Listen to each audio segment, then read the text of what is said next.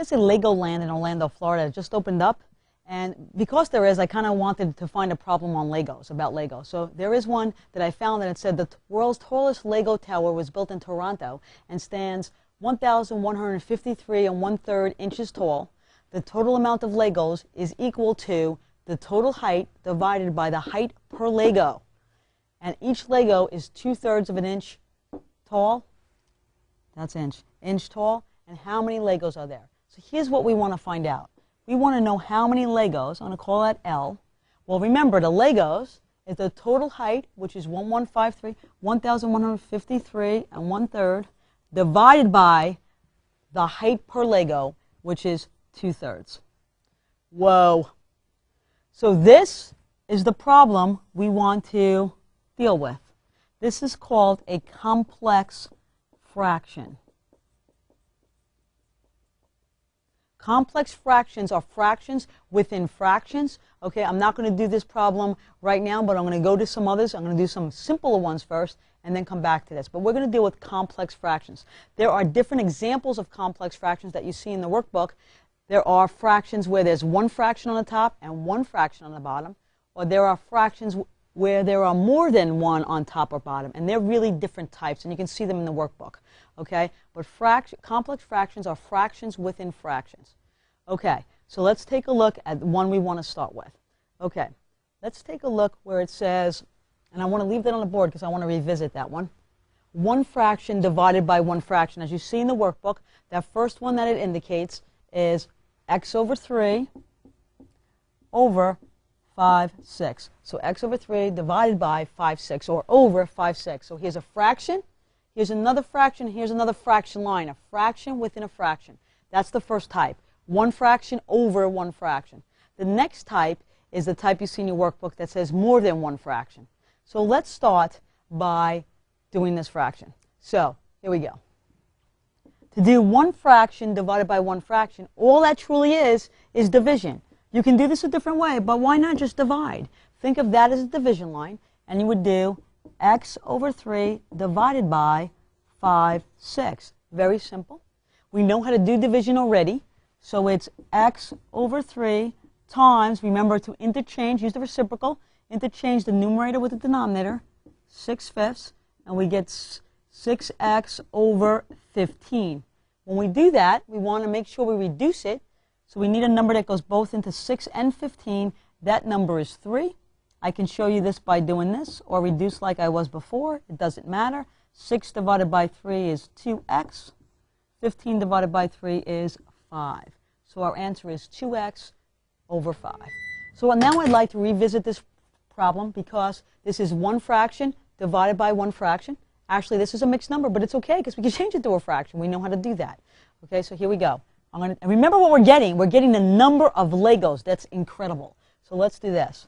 1,153 1/3, 1,153 1/3 over 2/3. So what that means to me is 1,153 1/3 divided by 2/3. Well, anytime you have a mixed number, we're going to change it to a fraction. So we have a fraction divided by a fraction. We got to remember how to do this. 3 times this huge number. 3 times 1,153 is 3,459. 3,459 plus 1 is 3,460. And of course, I'm sure you'll use some extra paper. That's okay. Divided by 2/3. Well, if you remember how to divide fractions, you have to multiply by the reciprocal. So I have to interchange the numerator and denominator here.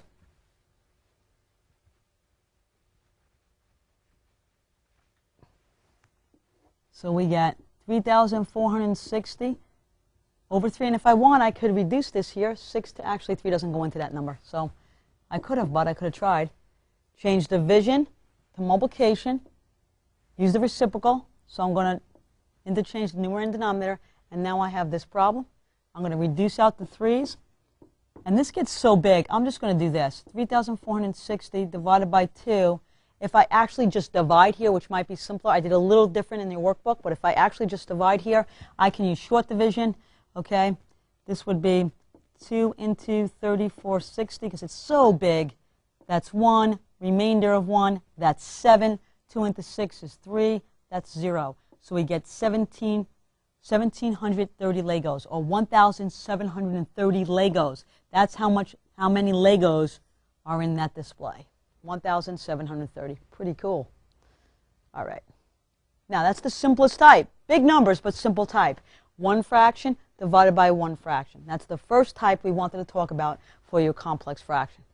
Here's the other type.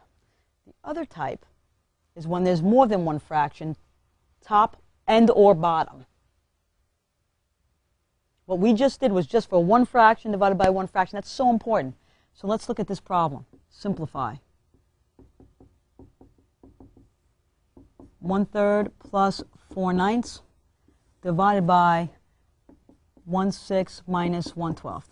Now, I'm going to show you something. I'm going to just show you something. I could add these, subtract these, and then make it one fraction divided by one fraction. But that is such a hard way to do it, because you'd have to get a common denominator for this, build the fractions, add, get a common denominator for this, build the fractions, subtract, and then divide. It's like so many steps. There's actually an easier way.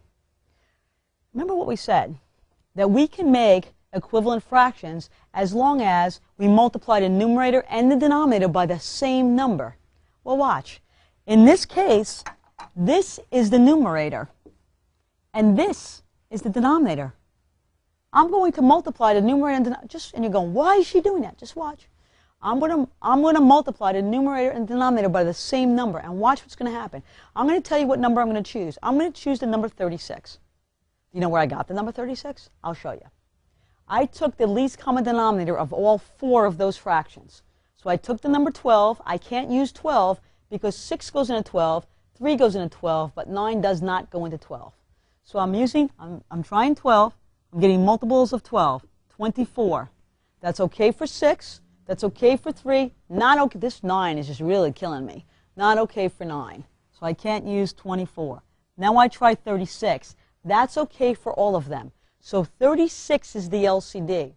So I'm going to multiply the top by 36 and the bottom by 36. I'm allowed to do that because all I'm doing by doing that is forming an equivalent fraction. Whatever I do to the bottom, I do to the top. However, to make this easier to multiply, I'm going to put this over 1. Now watch what I really have to do to multiply. To multiply, I'm multiplying this by the whole top. Well, this is multiplication over terms. I could combine these first. I don't want to because I need a common denominator. I would have to distribute here, distribute here. So watch how I'm going to write this. I'm going to leave this on the board so you can see how I got this. Again, I could just combine first. I don't want to, especially later when I get into real algebra problems. You're not going to want to do this. I'm going to write this like this. I'm going to stop. You know what? Let me stop by this so you can see how I got it.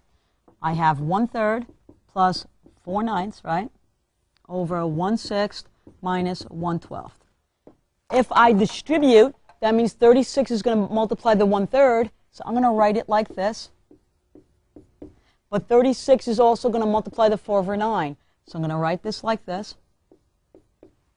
Same thing here. 36 is going to multiply the 1/6, so I'm going to write this like this. And 36 is going to multiply the 1/12. So I'm going to write this like this. Whoops. I'm not going to write it like that. Okay. Here we go.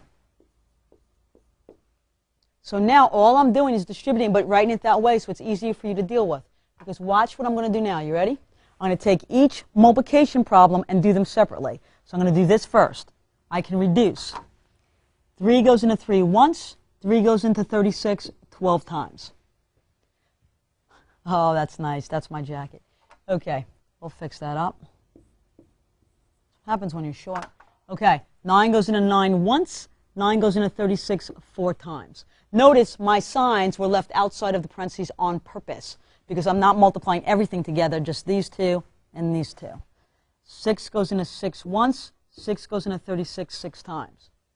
12 goes into 12 once, 12 goes into 36 3 times. Okay, so notice what multiplying by the LCD did. That was hard to say. The LCD did. What multiplying by the LCD did was it got rid of the denominators. We wanted it to do that. We wanted the denominators to be gone because this is now 12 times 1, or 12 over 1, which is just 12. Don't write the 1. We don't need the 1. Plus 4 times 4 is 16 over 1. You don't need to write the 1. All over 6 times 1, or 6, minus 1 times 3 is 3. That's what you have now. That's simple. I cannot reduce here. Terms! Terms! Terms! Stop! We should have a stop sign. Stop! Stop! Stop! Terms! Don't reduce here. But now I can do this. 12 plus 26, 12 plus 16 is 28. 6 minus 3 is 3. So our answer is 28 thirds. So that's how we're going to simplify complex fractions. The first thing we're going to do, and all the steps are in your workbook, the first thing we're going to do is find the LCD of all the terms, all the fractions. The second thing we're going to do is multiply each fraction by the LCD to clear the denominators. And we're allowed to do that because whatever we do to the top, we can do to the bottom of our fraction to keep the fraction equivalent. And then the last step is we're going to simplify and reduce if we have to, but there's no way to reduce that. We can change its form, but we can't reduce it. So that's how you do complex fractions that are bigger than one fraction over one fraction. So let's try 2 more and make sure you got it. Okay, the first one is x squared over 4 over x over 10. And the second one is y over 10 minus 3 over 4 fifths. Okay, so we know these are both complex fractions because there's fractions top and bottom. And we just have to decipher for ourselves what type they are. This is one fraction divided by one fraction. We're just going to divide. That's how I know that. So I'm going to take x squared over 4 and divide by x over 10. But remember, when we divide, we gotta change division to multiplication, and we gotta multiply by the reciprocal. So we have to interchange the numerator and denominator or flip that fraction. So we have x squared over 4 times 10 over x. So now you can reduce if you want, but if you think their variables are going to make you crazy if you try to reduce, we can do this the long way, no problem.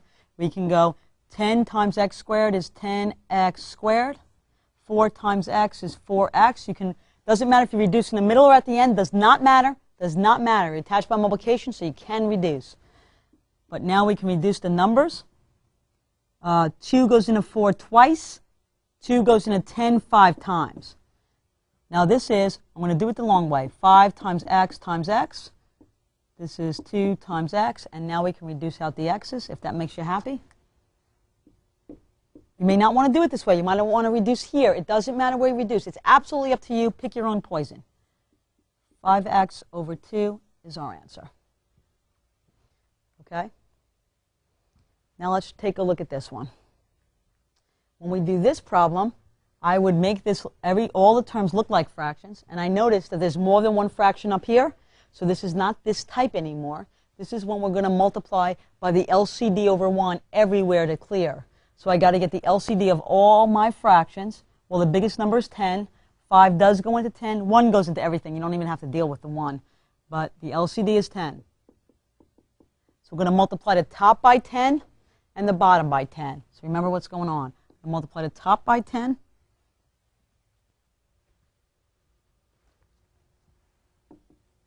And the bottom by 10. But in order to do that, remember I'm going to have to distribute. So this is what I'm going to do. I'm going to rewrite this problem just so you can see it.